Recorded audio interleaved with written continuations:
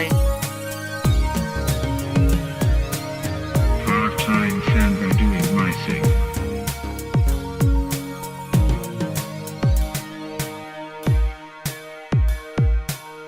Oh yeah, doing part-time. Oh yeah, doing part-time. Oh yeah, doing part-time. Oh yeah, doing part-time. Part-timefanboy.com. Well, this is Part-Time Fanboy, and I'm Kristian here. I'm Kristian Horn, and I'm here with my friend Leeahd Goldberg, who is an artist and a storyboard artist and a illustrator.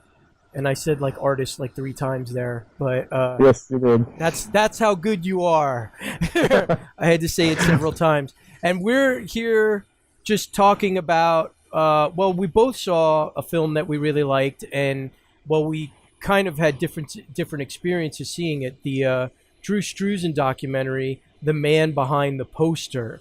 So, so you saw it on Netflix, right? Yes, I saw it on Netflix in, if I'm not mistaken, 2 parts. Like I wasn't even able to watch it all the way through. Not because it wasn't good, just you're watching at home and stuff comes up sometimes. Yeah. I mean, time restrictions and all that. Like, I totally get that. Like, yeah, I tend to watch a lot of documentaries like at work on my lunchtime, and my original viewing. I broke it up like several times, and it was definitely one of those things where I was very much like, shit, man, I have to stop this now. You know what I mean? Like, yes, where I just definitely. kept wanting to come back to it. But I mean, I have to say, I really, really thought this was a good documentary. Now, I did see it again on a much larger screen. I went to a screening, and Drew Struzan was there.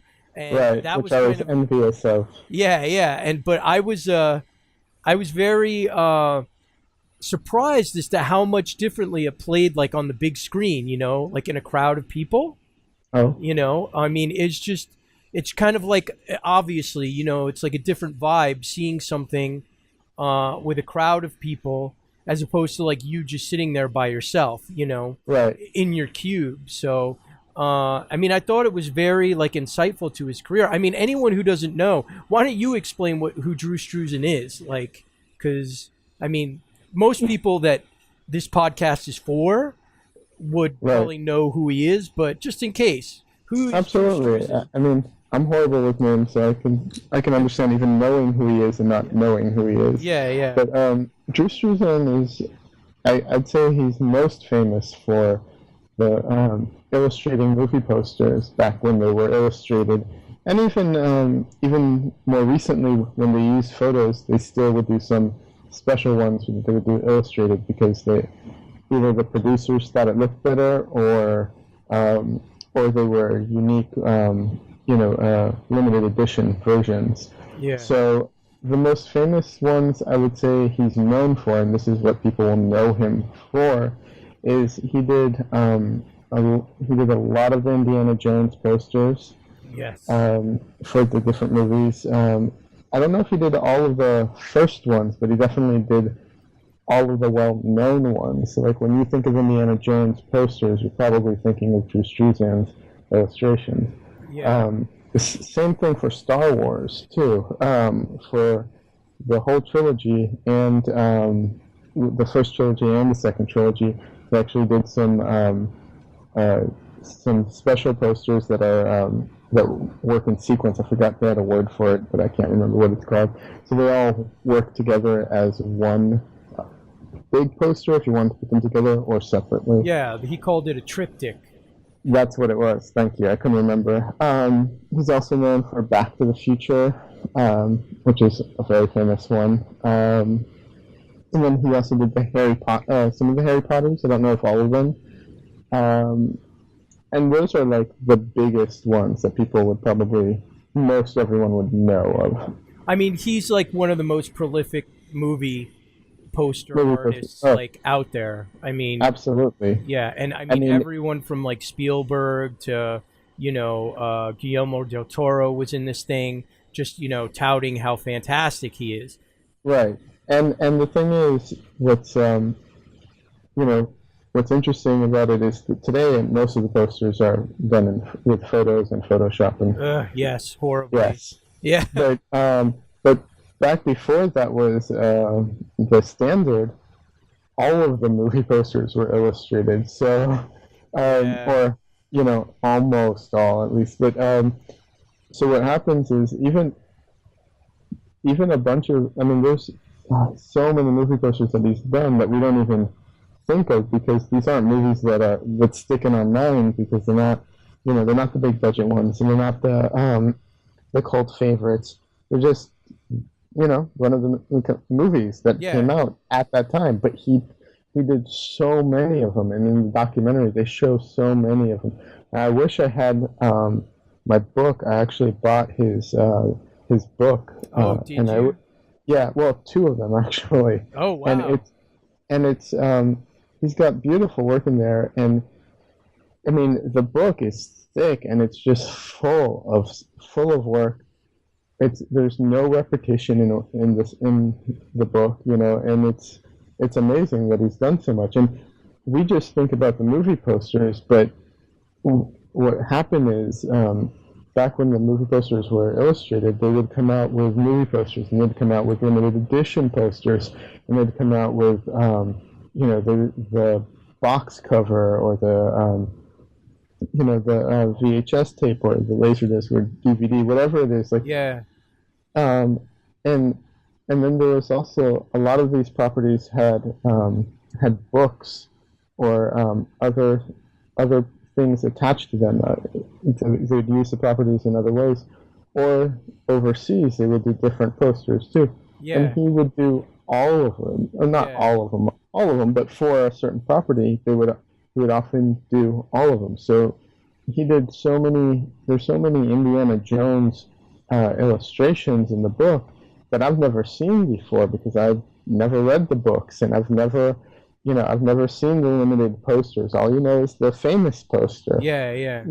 And so the book's very interesting, and the documentary is also just as interesting because not only does it show a bunch of things that we've probably never seen, there's also the history behind it.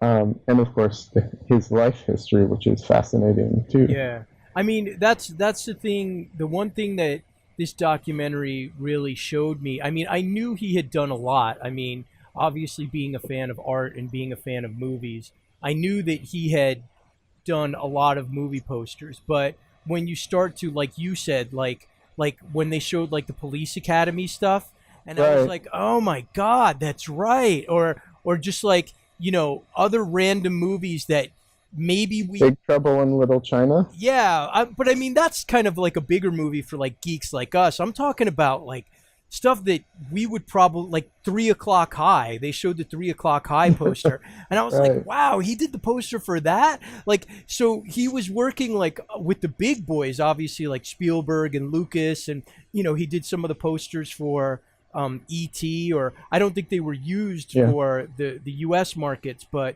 he did lots of different stuff. But the one thing that really got me was, as ridiculous as it is, was the Police Academy posters, because the Police Academy posters were just like, they were funny. Like when you looked at them, like you could see like that talent that he has for really grabbing an expression or pulling together the feel of what he wants to convey in his work. Like he did really well in like the Police Academy posters, and you don't those posters, it's a great example because those are posters that, I don't know about you, but for me those things stick in my mind as being, like if you would ask me before the documentary about like great movie posters, I could have come up with a bunch. I don't think the Police Academy would have been in the top 10. No, but they were really well done. There wasn't anything negative to really say about it. Just that it just doesn't come to mind. But like you said, to see that, it just shows how good he is, and then also historically like how they used to do things. Yeah. I mean, it's really interesting too because like the documentary really goes into, like you said, like his history, his like a little bit of his childhood, but not much. But what really was impressive to me was just like his thing of and his wife's thing, how committed they were to like how committed he was to the work. I mean, when they talk about like starving and living hand to mouth and then having a kid and how they would have to budget their money and when they talk about like the amount of money they were living off like for a year, like I almost fell out of my chair. I was just like, what? Like how Yeah, did that you, was crazy. you know, and then just And the talking commitment. about like literally not eating, deciding not to eat for a day so that he could buy paint Yeah, instead yeah. of eating is just insane. Yeah, and even more remarkable to me is that he found, you know, a mate, a woman who was like, "Yeah, okay, I'll do that with you." You know what I Oh, for mean? sure. That I mean that is astonishing, and I mean even if you take it, if you want to take it a little further, even with the documentary, when uh, the spoilers by the way, Yeah, yeah, of uh, course. but the when he talks about his home, like how his parents were, the Yeah, fact that he could find a mate, period, yeah, yeah, and then to stay with that person for so long is amazing because his parents, from what he said, sucked. yeah. His I parents mean, to sucked. just kick him out like that was crazy. Well, just how was he just not royally fucked up in the head? You know what I mean? It's just like Right? Yeah. to say in a documentary that like your parents never gave you love, like that's a pretty intense thing to say. That's like my parents never loved me, they didn't want to have anything to do with me. And I think he actually says like I think they were even afraid of me at one point, you know what I Yeah, mean? and then and then he tells the story about how they stopped seeing each other. He came home from college, and they locked him out. They Yeah, just they wouldn't changed let the him in. locks on him, Yeah, and that's it. yeah. So for somebody like that to just discover something that they love and that this is what I'm going to do, and then to have the confidence or just whatever it is that you need to go around town and show your portfolio and or even Right. just create something out of whole cloth and be like, this is what I want to do. Like to me that's even a bigger achievement than like painting the Return of the Jedi poster, you know what I Yeah. mean? No, Like absolutely. It's amazing that he persevered, and it was really interesting to hear his whole story in the documentary, not just his his childhood, but then what he did after art school and how he got started doing work in I think it was album covers and yeah. which he had a hand in too, some pretty big ones. But the names escape me at the moment, but it was really Well, interesting to see. yeah, the big one was the Alice Cooper, Right. poster that I mean, cover that apparently got a lot of people's attention, and then that's what um, got him attention by the movie Yeah. business. Yeah. Yeah. It's just really that was the most fascinating thing to me was like him going out, getting discovered, starving, and just being able to find a place where I mean, obviously, a talent like that is going to find somebody that's going to, appreciate him. But Right. there's a lot of talented artists that never find their place, Well, I especially in mean, a, no. Go it's a ahead. combination. I'm sorry to interrupt. It's a combination. I mean, not only talent but work ethic, and I mean, honestly, he comes off as pretty naive in some ways. I mean, he Yeah, got kind of screwed over by quite a bit of it by one of his, quote unquote partners. Um, yeah. so, but you're right. There are a lot of artists who are very talented and never really make it. Yeah, yeah. I mean, I remember off the record covers that he did in the documentary or that they showed. I think was one of the first ones, "Sabbath, Bloody Sabbath" by Black Right. Sabbath, where he was smart enough to be like, "Hey, let's do the front as a man like being like a bad man dying, and then we'll do the back as a good man dying," and both paintings are absolutely just mind blowing. And to think like that's you at the beginning of your career, like that's insane. Like you wouldn't think like there's there's like if I painted something like that, I'd be like, I'm done. There's no place else left to go. I'm done. This is it. I'm done. I can die now. You know what I'm saying? But like, what's really interesting about that is that when you look closely at the documentary, and I have the advantage of being able to look through the books too, you actually can see his progression, and you can see the changes in his art.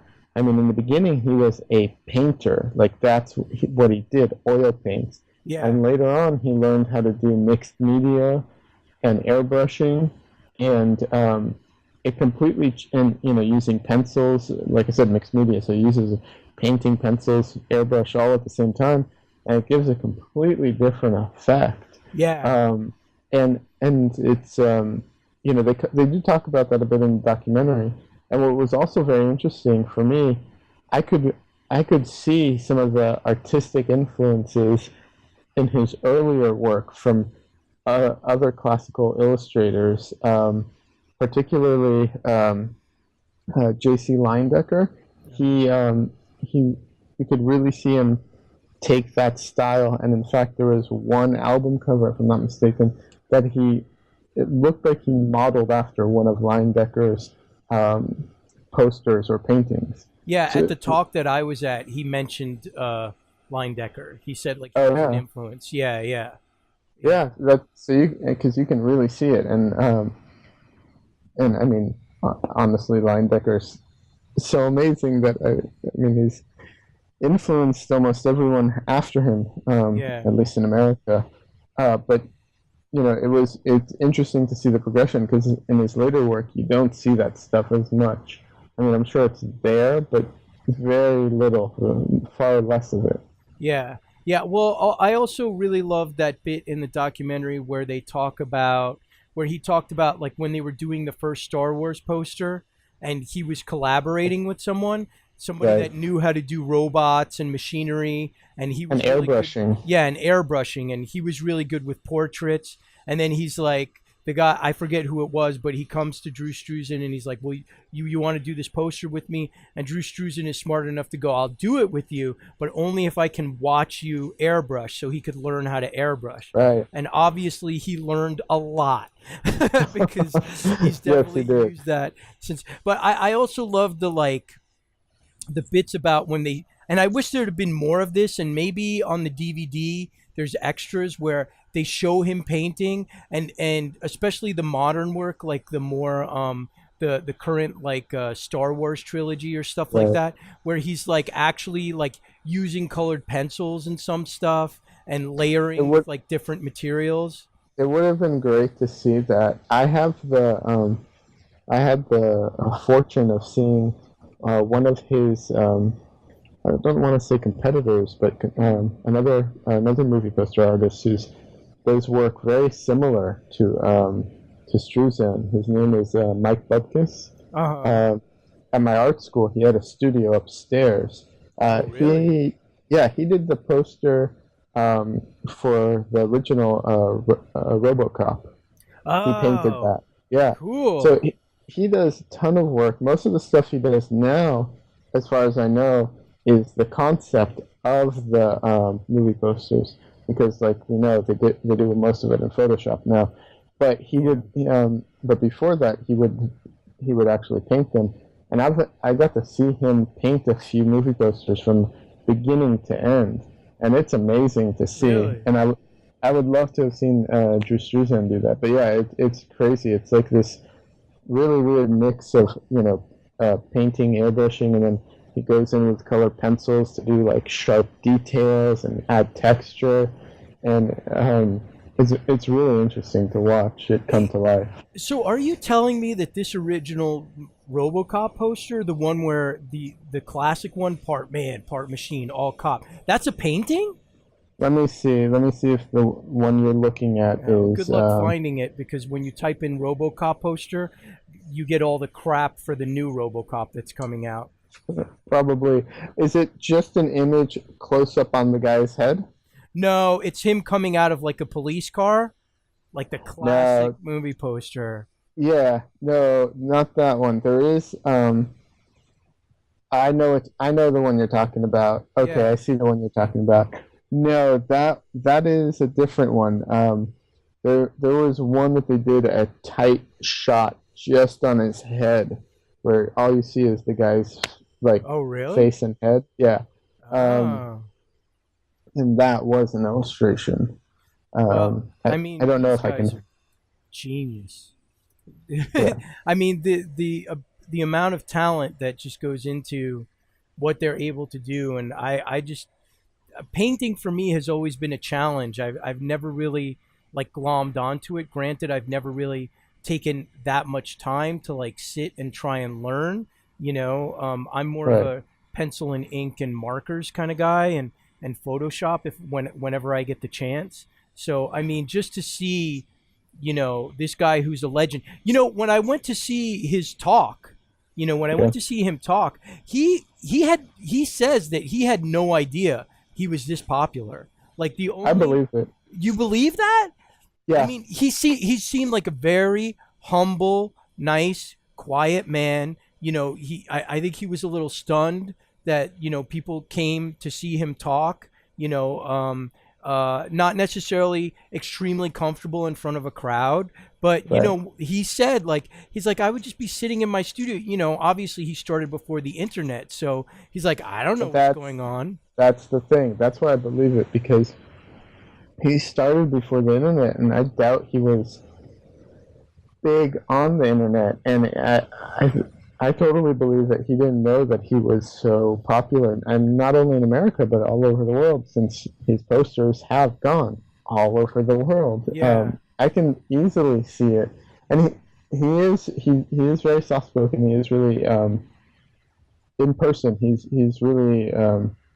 really nice. I mean, I actually got to meet him at the what was it the exhibition he's doing. He has a Oh show. yeah. Yeah, Here so in at LA, the they have a show right now, yeah, and it's going to what, the end of the month or? I think it's the end of the month. It might be a little into next month. I'm not sure. But there was one day where they had like a meet and greet. I guess I don't the reception. That's what it was. Yeah. He was there, and I got to meet him briefly, um, which was interesting. He's nice. I actually emailed him before that, and he replied very briefly, but he still took the time to do it, which was nice. Oh wow. And at the reception, like I said, he was really nice. The cool thing was to see the pieces up close, Yeah. the originals That's up close. amazing. Yeah. How much stuff do they have there? Wait, before you answer, it's the Masters of Movie Art runs from January 24th through May 26th at the Forest Lawn Museum at Glendale, California. I mean, it's like a cemetery, like right by the It cemetery, is a right? cemetery. Yeah, You yeah, actually have yeah. to drive through the cemetery up the hill to it. That's an interesting. So how It much is. stuff did they have there? It's not a whole lot. They have it's him and someone else. But I think it's Bob. I can't remember the other artist's name, which I should know. Bob Peak is the other guy. Yes, Yeah. yeah. So they have both of their stuff. They have some of as for Drew Struzan, they have some of his posters and some of his original art, which is really interesting to see some of his own art that doing for Oh, the the fun new of. stuff, the stuff Yeah, like since he's quote unquote retired now, right? yeah, yeah. Oh, It's really wow. interesting to see. And they have one or two of the Indiana Jones. Yeah. They have the Star Wars one where it's Darth Vader and Luke Skywalker fighting, and it's the Oh, big cool. Darth Vader helmet. Uh huh. I think they have one or two of the new Star Wars posters, the trilogy, and then they have there's Pan's Labyrinth, I think Hellboy, and oh Hook, if I remember Oh, correctly, Hook. Yeah, yeah, yeah. and I can't remember the other ones, but there's a couple more from the documentary, and then, like I said, some of his newer original art, which was really interesting to see. What about the Bob Peak stuff? Because I didn't realize that Bob Peak did the Apocalypse Now poster and the Rollerball poster. I mean, I Yeah. just found Bob Peak's website, and I mean, it's very stylized, but it's really beautiful stuff. I mean, it's Yeah. very impactful. His stuff is really beautiful to see. It's really interesting because his style is very different than Drew's. And the movie, his movie poster stuff was interesting to see, but I by far liked his original art more. Oh, which really? which they had some of it there too. Oh, wow. So that was really interesting to see. And one of the big ones too is he has a Star Trek poster, if I remember correctly. Oh yeah, I'm seeing them now. He did the Superman the movie poster too. Wow, Yeah, he did a that's couple crazy. of which were cool. The ones where it's just like you just see the Yeah, red through the the sky. blur, yeah, through the Yeah, sky with the yeah, S. Oh, that's cool. I'm gonna have to check this out, and it's free, right? absolutely free. Yeah, I mean, I gotta say that this Drew Struzan documentary looks like he did Octopus or Moonraker, Octopussy, some James Bond stuff. That's really Yeah, cool. I mean, I'm definitely gonna have to go to this show, but the documentary for anybody who's interested in any kind of art at all, I mean, you should definitely check that out. I mean, it's really. I thought they did a really solid job, and I'm a big fan of documentaries and documentary filmmaking. I mean, there's definitely some details maybe I would have appreciated a little bit more of. yeah. I mean, you never know what they cut and what they had to Yeah, cut for streamline. But I will say this, as an artist, watching a documentary, um, you know, a lot of times I've seen so many documentaries where they don't show like enough of the whatever it is they're visually, like yeah, they yeah, talk about his life but they barely show any work. They did a good, I think they did a really good balance of showing the work and conveying the story at the same time, yeah, which was made it a much more enjoyable documentary than yeah. some. So since we're talking about like artist documentaries, and Drew Struzan, obviously this is kind of, well, I don't know if it's the most recent one, but it's the most kind of popular one right now. But Right. have you ever seen Frazetta painting with fire? I have. Ah, that's a good one. That's a good Yeah, one. it's been a long time since I've seen that one, but yeah, that Yeah, was an interesting documentary. it used to be streaming on Netflix, and now it looks like you can only get the disc. But I mean, this is another one. I mean, if you were gonna do maybe like a double bill of Right. of like hardcore fantasy artists Oh, overload, absolutely. I think this would be the perfect companion to the Drew Struzan piece because The I the mean, only the painting with fire, the only criticism I have of that documentary yeah, is that they do. I feel like with Frazetta, there's a bit of a kind of glorifying or creating a myth about the guy. whoa, I mean, yeah, the guy is amazing. There's no taking that away from him. His paintings, his illustrations, um, they defined fantasy for so long and still absolutely, do influence it. And you know, I mean, he he is absolutely amazing. And but they try to make some of it just a little over the top, like to Well, make. I think that he, from all accounts, he was that kind of guy. He Right. was like a smoking or whatever. Like Oh yeah. he was a guy. He was like an outdoors guy. He wasn't Oh, he like was a us. physically, yeah. I mean, he played He liked baseball and did all that. women, and Yeah. he was active, and he worked out, and he was hardcore, like into what he was into. You know what I mean? He Oh, was for one of sure. these guys that might be the flip side of Drew Struzan, who Right. to me seemed very humble and timid. Not that Frank Frazetta it wasn't. I mean, I don't No, know no, it's anything not. about him, but I'm just saying, like, Specifically, what I was talking about, you're absolutely right about Frazetta, and it was very entertaining when there's that story about how he's got a deadline and he's run out of boards and canvases, so oh he yeah, ripped up the floor and used the yeah, floorboard for it. I mean, yeah, you get stuff like that, and it's endlessly entertaining, and he is that larger than life kind of figure in some ways.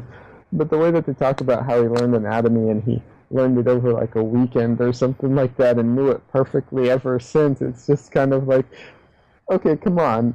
We know that there was progression in his work. He wasn't able to draw like that that well, weekend.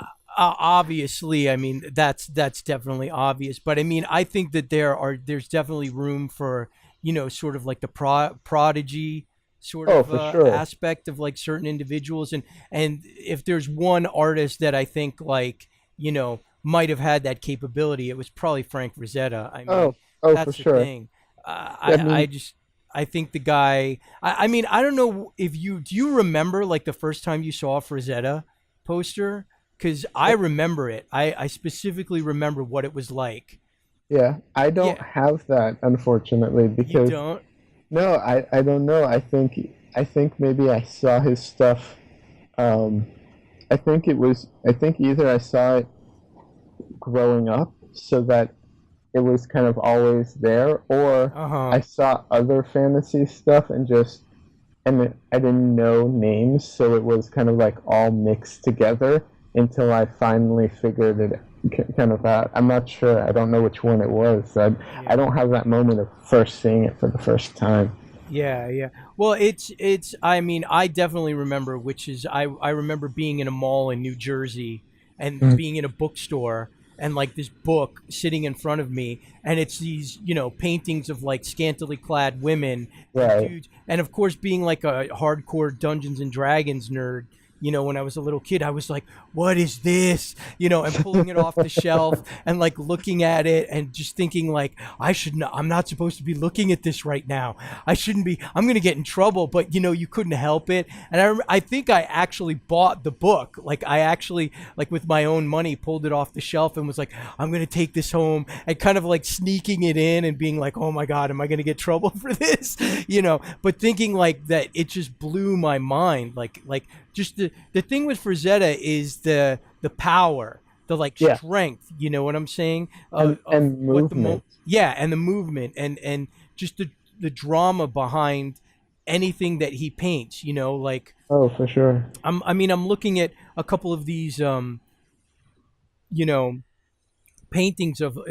I think some of these are Conan or character that is very much like Conan, and he's like fighting what looks to be like other soldiers or monsters, and it's like him in the crowd, and there's just so much going on. There's just so much like intensity of like just like, Yeah. oh, they're all coming in and he's fighting. I mean, it almost seems like a still frame from like a movie. You know what I'm Yeah. saying? Like Oh, no, just the absolutely. strength of That's that. that's the that's Frazetta's style, and that's Frazetta's that's why his stuff has such an impact, or one of the reasons. Yeah, yeah. Um, and that's what a lot of artists, even really good fantasy sci-fi artists, I feel usually lack. It's that the drama and the movement and the fact that it feels like a still out of a movie, but in the idealized best way. Because if you were really to pick a still out of a movie, it usually falls pretty flat. Yeah, yeah, yeah. Well, that's the interesting thing that they said in the Drew Struzan documentary. Right. That was that like a lot of the movies, the movie posters were much more entertaining or conveyed a better feeling about what the filmmaker was trying to, say than the actual film itself. You know what I'm Oh saying? yeah. Oh, for Yeah. sure. And not only that, I mean, I got a little bit of a look behind the scenes. I interned for a couple months at one of these movie poster agencies. Oh. Back when I was in art school, I got to intern there for a little bit, and I got to see how they were doing everything with the with Photoshop and with the photo shoots, and unless the movie company, production company, or whoever really wanted to spend a lot of money on it and get the actor to actually show up for a photo shoot, Yeah. what they would usually do is they end up taking stills from like really high def versions of the movie, and they'll cut out the person's face, and then they'll do a photo shoot of someone in a jacket that's similar and paste on the face and then throw some effects on, and it's just kind of like, no wonder these aren't very memorable or exciting, because it's just, I mean, there's no soul there. It's all just kind of glued together. Yeah, and don't you think that between you and me that it's gotten worse? Like you and me both knowing Photoshop and knowing how to edit imagery. I look at movie posters now, and to me, I don't know if it's because I know more than I did when I started learning Photoshop, or things have just maybe are moving so fast that they don't even care anymore about the posters. But it seems to me like, forget about the painting, forget about the, I mean, look, if it were up to me, I've even seen like Frazetta's movie posters, and those are fantastic for like comedies where he's got like a bunch of characters running after each other. Like, let's forget about that. Let's talk about just fucking composition in Photoshop and trying to make that head that you're talking about look like it's on somebody else's body. I think that they don't even care anymore, quite honestly. Well, I agree. I don't know if it's that they don't care. I think I see this all the time, and I not only do illustration, I also do a lot of photo retouching, like you. Yeah. And so I notice it more, and it really is. It's funny because as the ability and quality of Photoshop goes up, like what we can do today is with the program is so much more than we used to be able to do in some ways. And yet the quality seems to go down and down because I feel like they rely more and more on the program and less on the skills and ability of the people using the program, and then people don't seem to care. I mean, I've seen so many movie posters where even really big movie posters where I'm looking at the people and they're just standing there, and I'm like, they look midgetized, like they look squashed. Because the proportions are just wrong.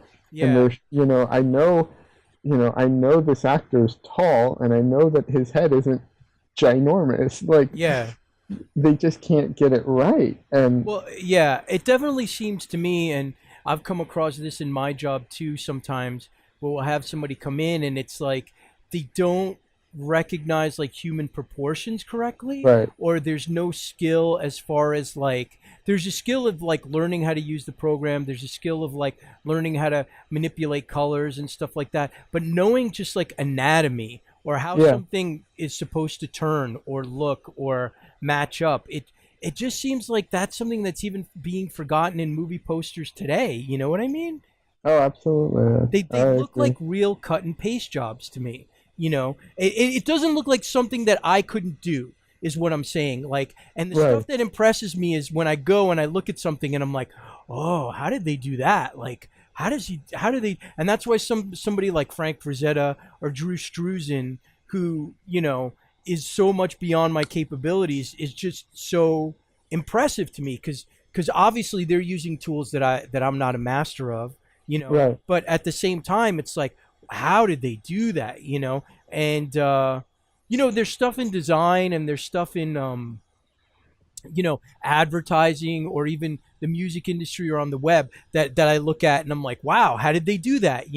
And maybe I could figure out. But a lot of the movie posters that I look like, I'm like, I could do that like in 5 minutes. You know what I mean? Sure. Like, and no big deal. Even if to me, even if it's something that I could, to me, the could or couldn't do it isn't as important, but just the impact that some things will have and how like and clever or smart or well done. When you see it, you Yeah. just when you come across like I mean, I think album covers might be one of the best examples of currently because or I mean advertisements too. Every once in a while you'll come across an ad or an album cover or something, and you look at it and it just hits you because it's so well done, it's so well executed, and the design, Yeah. everything about it, it's just you see it and it just feels like it's supposed to be that Yeah. way instead of someone tried to do something and just kind of gave up and said good enough. Yeah, yeah. Well, that's the thing is that, and I think like it's interesting because I think you're hitting on a point that I was just thinking of, or you made it come out in my head, which is basically it seems like for musicians or like album covers, they're not removing like the artists. I would imagine that depending on how big the artists are, Of course. that they would have some say in what's going on their album cover. You know what I'm saying? There Right. would be some, and it seems like as far as movies go, the artistry and the advertising has been taken out a lot. I mean, Well, even in the the big movies where you know that there's tons of money being spent, I'll look at like a big action poster and I'll be like, "Come on, that's the best thing you could come up with." You know, when you right. look at something like Drew Struzan or even Yeah. the artwork that Frank Frazetta did, where it's just like, dude, like that's it, like that I want to go see that, you know. Yeah. Well, I mean, I agree with you. I know that part of it is that they're, like I said, I know that some of the companies, and I know for sure that not all of them, but I know some of the companies, they always try and cut back costs, and that's why you end up with these kind of hack jobs. I mean, to the point where, I mean, I can tell you the process of making a movie poster. Generally, I'm not going to talk about how Struzan and how that would come about, but with most of the advertisement agencies, what they do is when a movie comes out, they hire an agency and they will come up with a bunch of ideas, and they'll usually do a little thumbnails, and sometimes the movie company will do that, and they'll hand it off to the advertisement company, and then they will do a bunch of sketches and then a bunch of Yeah, comps, and it's this whole process. And just to give you an example, that company, that agency that I went to, they're like, yeah, that takes a lot of time and a lot of work, so we just cut all that out and we just Photoshop it all together and come up with the comps in Photoshop with yeah. pictures. I'm like, no wonder your stuff looks like crap. Well, it's interesting because isn't like a good example of sort of what's being done or what could be done with movie posters today as far as digital art is concerned, like a company like Mondo, how they come out with like alternate like movie posters for like big movies or I'm looking at their site right now and it's like they have I think it's called Mondo, but they have a couple of posters up for like Vertigo or right now that I'm scrolling that are really beautiful and eye catching and like that is a work of art. I don't see why you couldn't do something like that today because obviously this takes thought and it takes work and it may take a bit more time to compose something like this in Photoshop or Illustrator than it would just to cut out and do a photo shoot. But in the time that you're using to do a photo shoot, you could make a really gorgeous poster. You know what I'm Yeah. saying? Even digitally, Oh, absolutely. Absolutely. So I mean, I agree with you. I think it's just I'm going to have to assume that ultimately it comes down to standards, and they just don't think it's that important. And the fact is that when they do, like there are companies or there are agencies that do it right, and they come out with these posters that are um, that have a unique concept and when they do come out with them, they're striking and they're noticeable. And I mean, just to give one example, and I don't think the movie was that good. I haven't seen it in all honesty, but the Wolverine, that that was a really cool poster. They did it as a ink drawing, very simple. That was striking.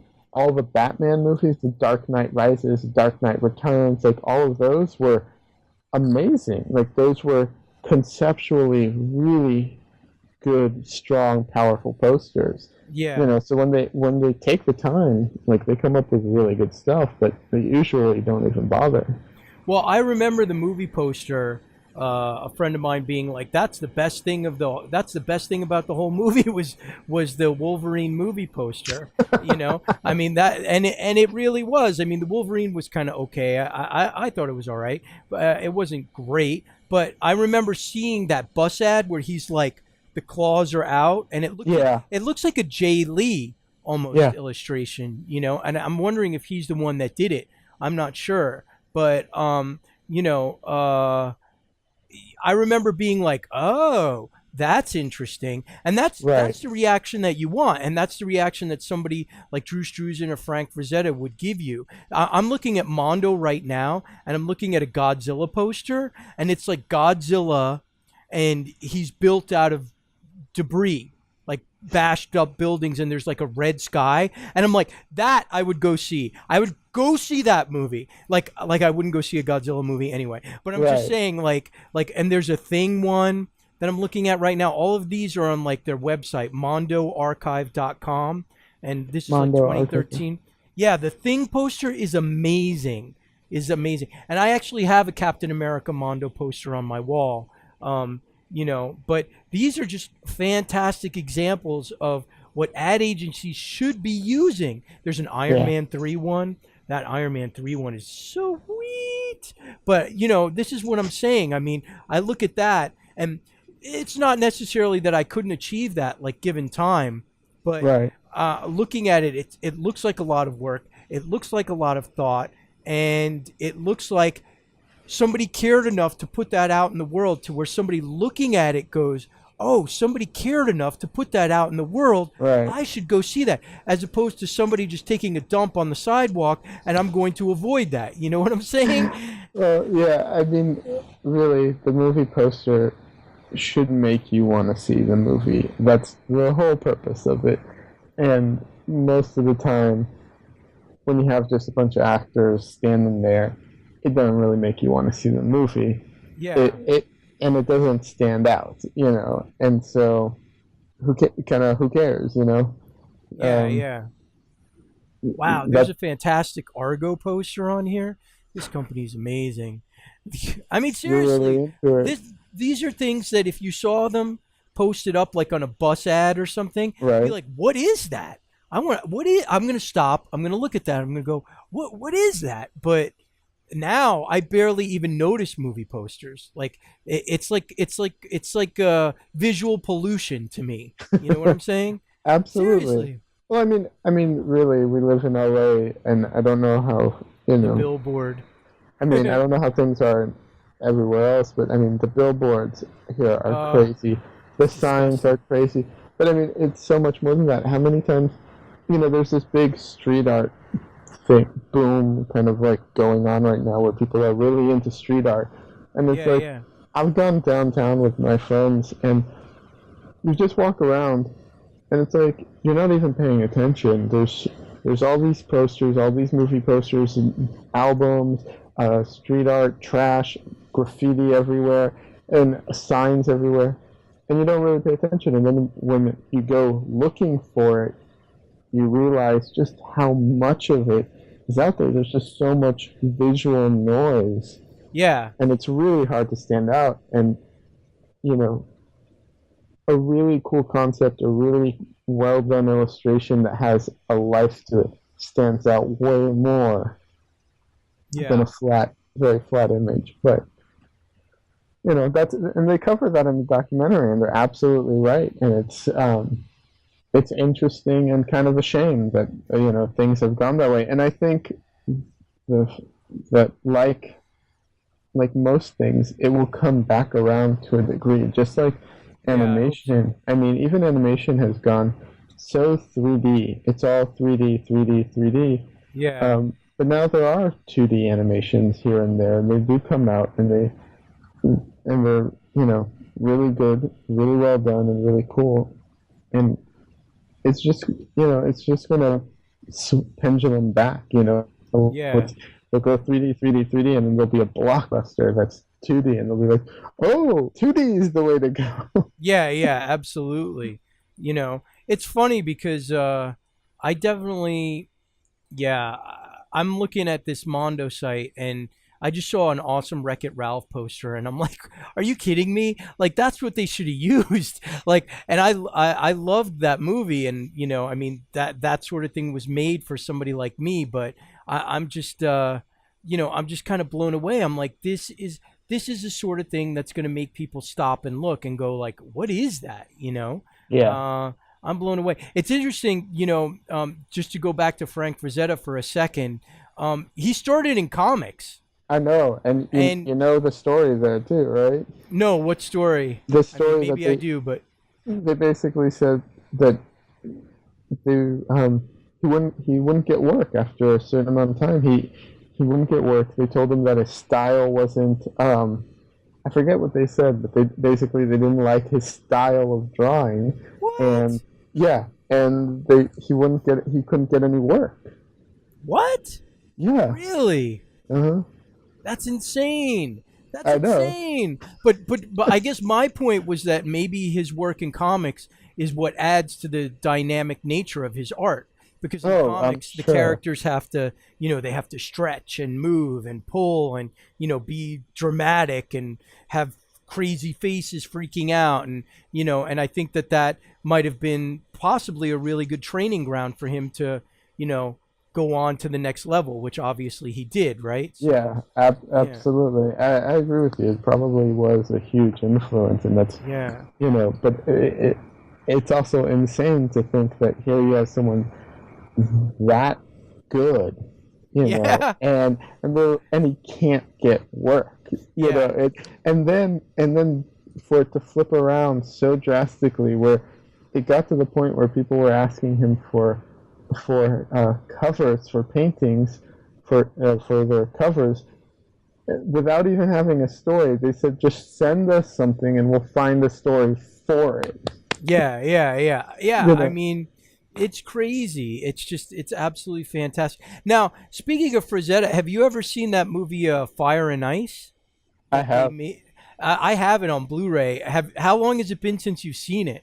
Oh, it's been years, if not a decade, since you know what? It's funny because I mean, it's obviously rotoscoping and all that and stuff like that. But the Blu-ray is beautiful, and what's really interesting is that you could still see like the dust on the cells and stuff, like that's there. And to me, like that sort of thing, I mean, it may seem distracting to some people, but that Fire and Ice, I mean, it's kind of the closest, obviously, because Frazetta was involved. You're gonna see to like a moving Frazetta, work. And then it just looks like a moving painting. Like the whole thing looks like, I mean, obviously it's not as detailed as his paintings, but like the I was watching it and, the story's not great. And, I mean, it's very much like late 70s, early 80s animation. I think Ralph Bakshi might have directed that one, but it still really impressed me. I very much enjoyed it. And I would say like, if you were gonna do a triple bill, you could do, you could do Drew, the man behind the poster, and you could do Frazetta painting with fire, and then you could do Fire and Ice when you're finally tired and want to watch some, you could. Sorcery. But I'm gonna throw in a third documentary, which you haven't seen, so we won't get too much into. But it was a very interesting documentary to watch. The documentary is called Beauty is Embarrasing. And it's a documentary about this artist. Of course, I haven't... Herman guy. Well, yes, Wayne White, I think is Wayne his name. White, Yeah. yeah. Uh-huh. He did do a bunch of. He was part of the Pee Wee's Playhouse. Like he was a big part of that, um, and I liked it in spite of that because I'm not a fan of Pee Wee. What? You're crazy.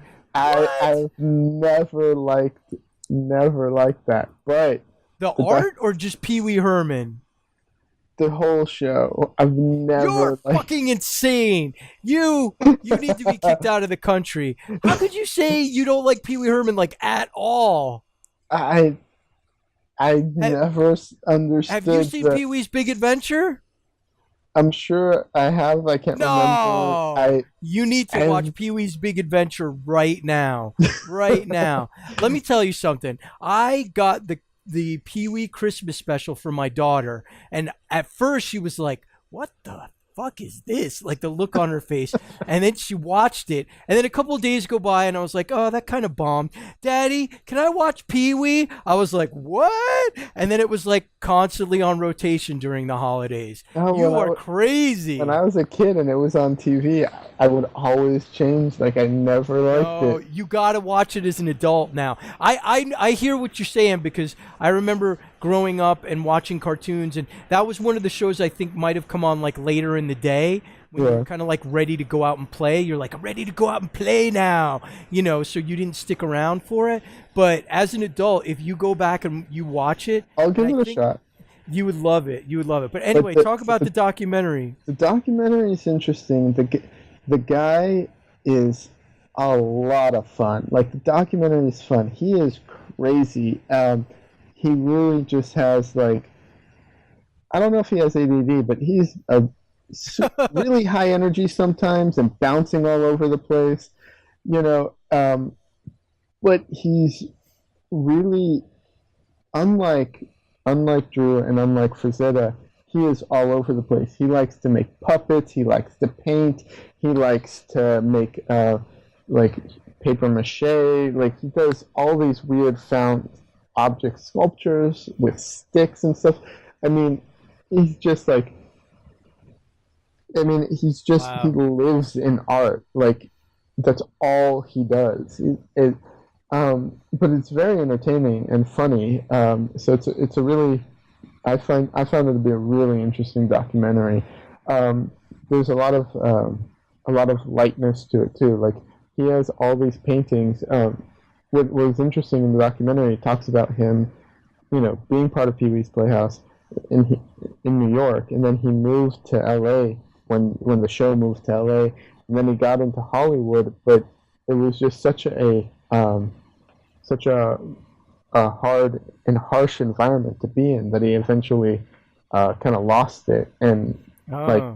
decided to get out of it, and then he reinvented himself and he has all these paintings, and what he's doing, he has these really cool paintings where it evolved to the point where he buys paintings from like garage sales or yard sales or whatever, like just Uh-huh. these cheap, crappy landscape paintings that are mass produced kind of thing.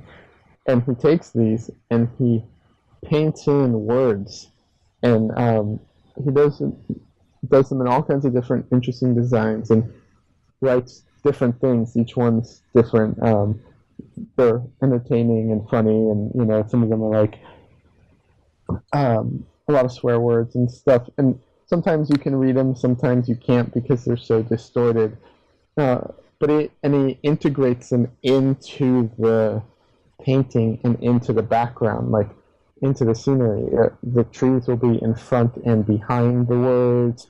There'll be reflection in the water, and it's really interesting how he's transitioned from the entertainment industry to like, I guess, fine art in a way. Yeah. Um, but yeah, it's a very fun documentary, and as I said, there's a lot of lightheartedness to it. Very funny. Whereas some of the other documentaries we're talking about, I wouldn't categorize them as very funny or Yeah, no, lighthearted. no. I mean, this No. has its moments, when it talks about his struggles, but I mean, there's a lot of a lot of levity to it, and it's pretty entertaining. I mean, the guy accompanies the thing half the time with a banjo, so. You know. I'm just looking at his website right now, and it is some really crazy, awesome stuff. I mean, I have to say that I probably did not know anything at all about this guy's work or what he'd been doing until I saw the trailer of the documentary earlier today, since you mentioned it. And I got to say, this is going to go. I've just added it to my queue, and I'm definitely going to watch that.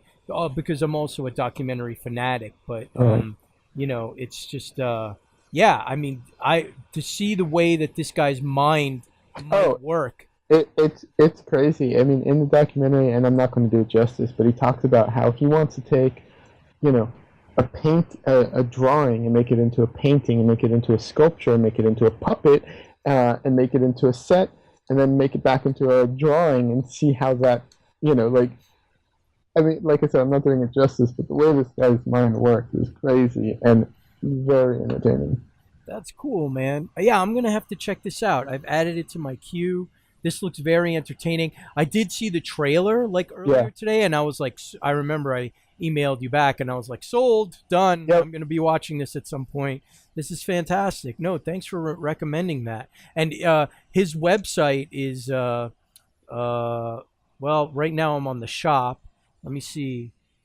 It says shopbeautyisembarrassing.com. I think I lost. Oh, no, it's waynewhiteart.com. There you go. Yeah. So you can check out his stuff there, but not that he needs us to pimp it, but he's you know. Yes and no. The interesting thing is he also has his documentary for sale online, and from what I can tell, it's him doing it. You know, it's only $5, $4.99 to buy the movie to support the artist, which that's cool. Which is really cool because you know.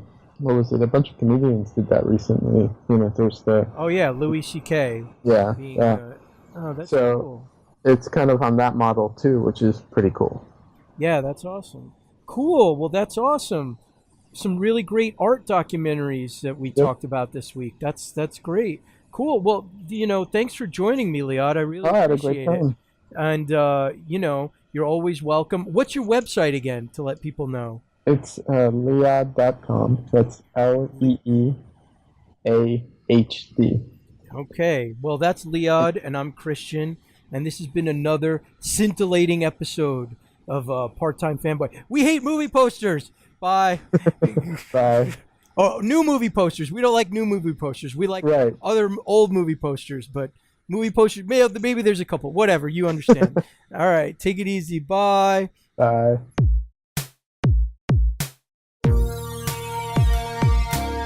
Part-Time Fanboy. Part-Time Fanboy doing my thing.